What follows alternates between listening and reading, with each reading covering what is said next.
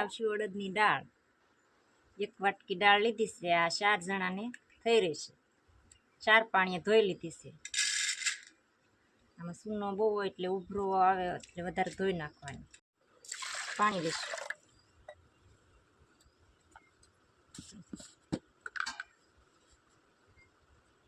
બાફામાં આપણે નમક લઈશું જરૂર પ્રમાણે.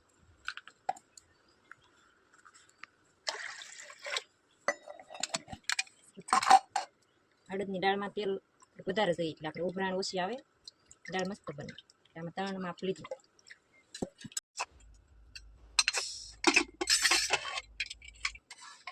આપણી દાળ સરસ મજાની બફાઈ ગઈ છે. હવે એમાં ઝેણી ફેરવી લઈશું ને હવે ડુંગળી ફેરવા મૂકી દઈશું.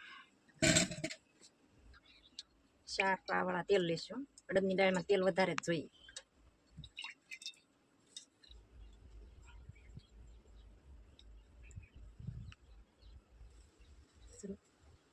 આપણે જીરું ને હિંગથી વઘારી લઈશું ડુંગળી. ડુંગળી પેલી ઉમેરી દઈશું. સોળીના કટકી દાણા.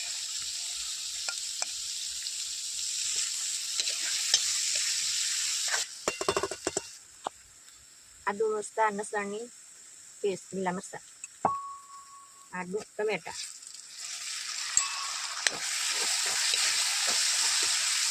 એમાં મસાલા બધા ઉમેરી દઈશું. હળદર લીધી, હળદર થોડા 1 ચમચી, ધાણા જીરું 1 ચમચી, લાલ મરચું આપણે ઓછું લઈશું કે લીલા મરચાં ઉમેર્યા છે ને તો. સરસ મિક્સ કરી લઈશું.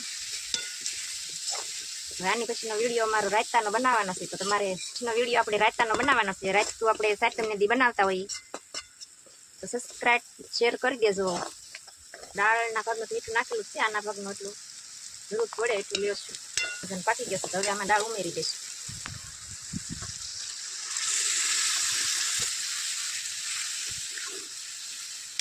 એકદમ જાડી રાખવાની છે. દાળ હવે પાકીને તૈયાર થઈ ગઈ છે. તૈયાર રોટલા સાથે